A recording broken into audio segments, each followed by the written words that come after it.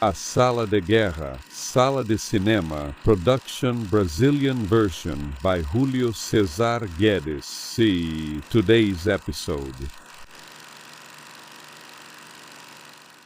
Nuremberg 2025 is a film directed, produced, and also written by James Vanderbilt. And it tells the story of the famous Nuremberg trial, right? The trial of German war criminals immediately after the end of World War II. Actually, this movie tells the story of an American psychiatrist, Lieutenant Colonel, well, at the time of the movie, still a major, named Douglas Turner. And this psychiatrist is called to take care of the prisoners of war who are going to be tried, with special attention to one of them, right? The most important of all, Reichsmarshal Hermann Goering. This movie was originally released in the United States last year, but it only officially arrived in the Brazilian market this year. Although you'll already find some reviews on YouTube and elsewhere, dated as far back as 2025, because people somehow got access to the movie. Starting with what I liked about this movie, which was the setting. This movie has an excellent setting in that post-war period with the uniforms, the clothes, and the whole feeling of that time, right? It explores real characters that we often think are made up, like the psychiatrist Douglas Kelly himself, for example, and also the soldiers who guard the prisoners, and who is the translator for the prisoners, Sergeant Howie Trist. He is also a real character, even though we might think, based on how the character is introduced, that he's just another extra made up by the script. Besides the great setting, this film is definitely marked by the excellent performances of the cast. We can basically mention the entire main cast, starting with Rami Malek, who won the Oscar a few years ago for his role in the Freddie Mercury movie. He plays the protagonist, right? The psychiatrist Douglas Kelly, and he delivers a very intense performance, which has been a trademark of Rami Malek since his debut, right? His breakout in the Pacific back in 2010. But very well here, he plays a character, as I said, intense and also with a certain touch of madness. It seems to me that the plot itself, the script itself, wanted Rami Malek to play him this way, widening his eyes, making very vivid expressions. So it becomes clear to those who are watching that that guy, that character, that psychiatrist, he has a certain degree of involvement, maybe even too much, with his profession, with the environment and with his patients, at least in that particular case. We can move on to the excellent Michael Shannon, who delivers a very sober, very perfect performance. On the floor for Judge Robert Jackson of the United States Supreme Court, who will act as prosecutor in the Nuremberg trials. You can really notice it even by the actor's demeanor, right? He's really tall, so he always speaks with that tone of authority, that tone of knowledge of someone who knows exactly what he's doing. And it's precisely in the scenes where he appears that you notice the most that the movie's plot is going to move forward, right? It's going to progress. We can also quickly mention Leo Woodall in the role of Sergeant Howie Trist, who is a translator, right? From English to German. We'll learn more about his life throughout the movie. And also the excellent very veteran actor, Richard E. Grant, playing the British prosecutor David Maxwell Fyfe. But without a doubt, we have to really highlight Russell Crowe's performance as Reichsmarshal Hermann Goering. And although, when I first saw the early announcements of this movie in the media, I said that Russell Crowe really didn't originally look like Hermann Goering. He didn't look like him. The features, the structure of his face, even his skin, didn't look like Hermann Goering. A much more faithful representation of Hermann Goering was done in the 2000 miniseries Nuremberg, in which he was portrayed by the actor Brian Cox, whose performance is still my favorite for the role of Hermann Goering. But I must confess that Russell Crowe really nailed the role of Hermann Goering in the movie, right? He delivers that performance in a very charismatic way. At least he tries to convey the charisma that Hermann Goering had, a very strong personal charisma, which really came across to many of his interlocutors at the trial, including many of the American interlocutors, right? And apparently it really affected the personal judgment of Kelly, Dr. Kelly, the psychiatrist, for the rest of his life, as we can see from the last and tragic days of Douglas Kelly's life in 1958, right? After all, he committed suicide after a breakdown. He killed himself by taking a cyanide capsule that he got at the Nuremberg prison. In other words, he repeated the act that Hermann Goering did in 1945. But having pointed out these positive aspects to you, I have to move on to the negative points, which I must say right from the start are greater than the positives in my judgment. I'll start by saying that the film's focus oversimplifies those events. Nuremberg is such a complex, important, and definitive event for the rest of our history, up to the present day, that it can't simply be treated in such a simple black and white way, like the film tries to show us.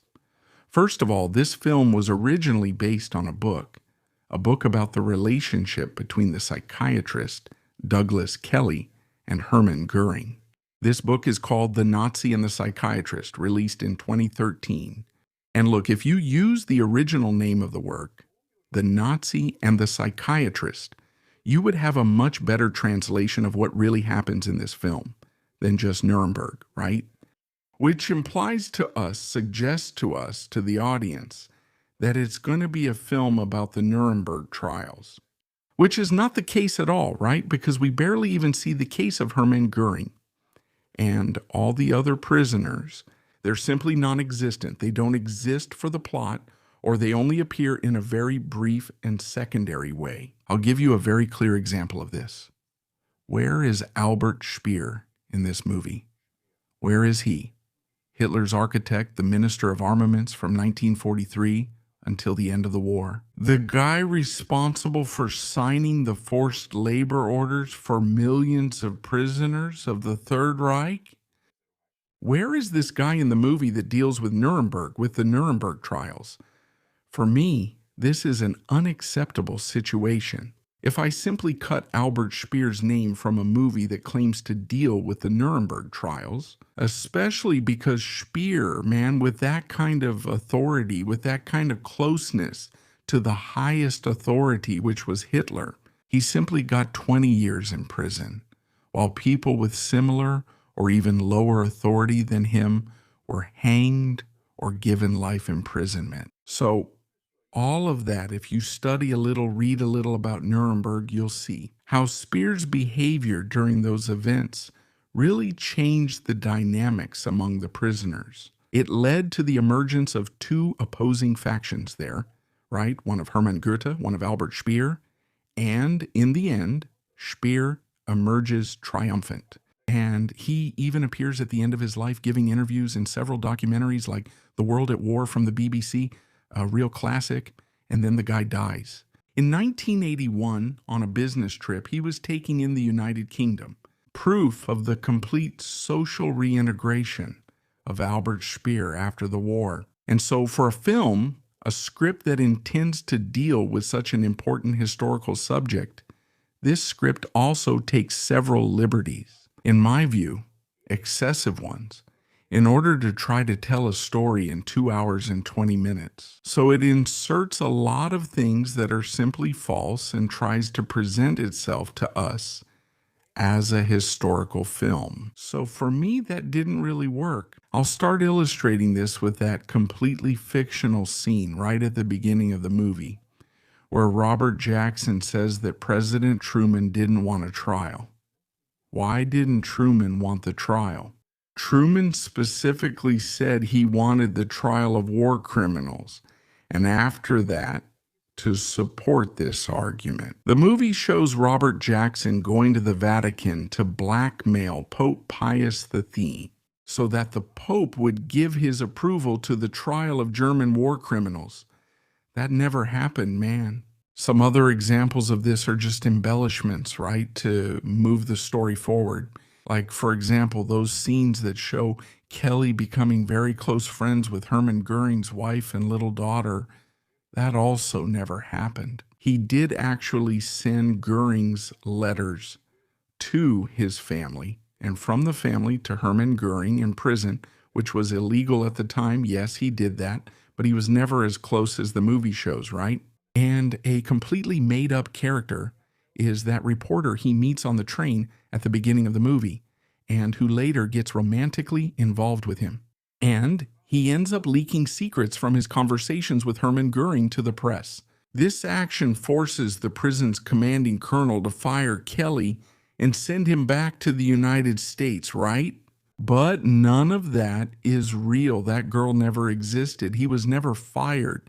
In fact, Douglas Kelly wasn't even in Nuremberg anymore when Hermann Goering testified. Douglas Kelly was called to conduct psychiatric studies on the detainees in August 1945, and he only stayed with them until January 1946 when he returned. He returned to the United States to take care of his wife, who was ill. So that presence of Kelly inside the Nuremberg courtroom never actually happened, right? Inside the tribunal itself. And also that scene, right, that follows the showing of the concentration camp films, where he goes back and confronts Hermann Goering in the cell. A very tense scene. It's completely fictional. It never actually happened. To finish this part about the change in the portrayal of this character, Douglas Kelly.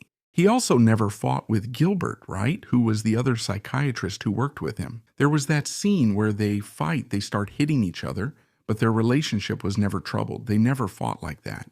The fact is that the movie really tries to cover a very big story in 2 hours and 20 minutes of screen time, and also tries at the same time to portray the psychiatrist's personal story. For me, it results in a recounting of the events, in a representation of the events that's very, very fast, way too dynamic, right? A clear example of this is the interrogation scene with Hermann Goering, in which Jackson simply loses his composure, right? He lets himself be out-argued by Hermann Goering. And in the end, Maxwell Fyfe, the British prosecutor, steps in and asks Hermann Goering 4 little questions and breaks him with just 4 little questions, man. And these are questions that, as you can see in the movie, are pretty obvious, right? About the number of people exterminated each year. So seeing that, I came to 2 conclusions, right? The first, Robert Jackson looked like an idiot in the scene because he didn't think to argue obvious things with Hermann Goering, which in reality didn't happen that way. The movie shows you something that's actually quite different from what really happened. And the second, it's that Hermann Goering himself also broke very easily, under the pressure of 4 questions that clearly came as a complete surprise to him, right? But actually, Maxwell Fyfe's questioning of Hermann Goering took the whole day, man. For Maxwell Fyfe to be able to reverse the prestige that Goering was exerting in that court at that moment, it took him the whole day of argumentation to break Hermann Goering's backbone in front of the audience. So, here's my tip. If you want to see a more faithful portrayal of what those testimonies of Hermann Goering were like, and how he went from being the top figure in the court to practically condemned, watch the 2000 miniseries with Alec Baldwin, Nuremberg, or the Nuremberg trial, in Portuguese. I don't remember the name, but you can definitely find it. Watch it, because it's really worth it. You know what I conclude? That this script by James Vanderbilt is it's actually bad, isn't it? Actually, it's so weak that sometimes I wonder if the guy didn't use artificial intelligence, at least in some parts, to try to tie one scene to another. Want to see? I'll give you an example of that. That scene, which makes no sense, with Goering and Rudolf Hess. Man, Rudolf Hess sees Goering in the prison corridor, gives him a salute. It's a restrained salute. And then we see the psychiatrist asking Hermann Goering if he can't help the Americans. During Rudolf Hess's interrogation, to find out if he's faking amnesia or not, and then you see the scene of Hermann Goering talking to Rudolf Hess. They talk there, and Rudolf Hess insists that he doesn't remember him, right? You could very well be my friend, but I don't remember anything. And then it cuts to the next scene in Goering's cell, and Goering says the following: he's lying. Then people ask, why is he lying? Well, he told me he didn't know me, but when he saw me, he gave the Nazi salute. But come on, everyone saw the Nazi salute. The movie itself told you everything. It was already clear that Hess was faking amnesia before this whole scene even came on screen, right? You see how useless it is, how redundant it is. It didn't add anything. It just told you what you had already seen. Other parts of the movie simply seem like detours from the plot, right? Like that insistence on talking about the book that Douglas Kelly was going to write, the book that Gilbert was going to write, the book that would make them a lot of money, the book. And in the end, you find out that Douglas Kelly's book didn't sell well and never made him any money. But what's the relevance of that to the story of the Nuremberg trial, the bigger story of the Nuremberg trial, right? And in another part of the movie, Howie Trist sits with Douglas Kelly at the train station and just starts telling him his life story. It seemed to me that I had just paused the story, and then it felt like an intermission for a different story had started. You completely pause the story so you can listen to Howie Trist's life story. Now, 2 technical observations from a military historian, more focused on aviation. There's a part of the movie that shows a kind of reenactment of Rudolf Hess's last flight to England, right? And while the narration says that he flew to England in a Messerschmitt fighter, it was actually a twin-engine Messerschmitt Bf 110. The production chooses to show a Messerschmitt Bf 108, which wasn't a fighter plane, and isn't anything like the Messerschmitt Bf 110. And since you're using computer graphics to represent the aircraft, why not choose the Bf 110? Where's the historical consulting in this production? And to conclude, this scene here really bothered me because I couldn't identify this plane, man. I did everything I could to identify this plane. And if you know what plane this is, please tell me in the comments, because to me, that looks like an AI aberration. It's an American transport plane from the 1940s, but it's not a C-47. This widened fuselage in the rear section isn't a C-47, it's not a C-46 either. I know the silhouette of both planes. It looks like a much bigger plane than those 2 I mentioned. And for a plane of that large size, there would only be the C-54, but that one had 4 engines. So what the heck kind of plane is this that's taking the prisoners to Nuremberg? If you know the answer, tell me, because otherwise it's just another one of those Hollywood production mysteries that we'll never know the answer to. So Nuremberg didn't really impress me, but it's also not the worst thing I've watched this year. And I have to say that the performances of the main cast are very good, and that weighed heavily in my final judgment. So in my opinion, Nuremberg from 2025 deserves a 3-cannon salute. Now tell me, have you watched Nuremberg? Do you agree with my opinion? Disagree? Let us know in the comments. If you like this video, then share it with your friends and also give us a thumbs up. Don't forget to subscribe to Sala de Guerra so you don't miss anything else. I'll stop here. Thank you again for watching, and here's a big hug from the War Room.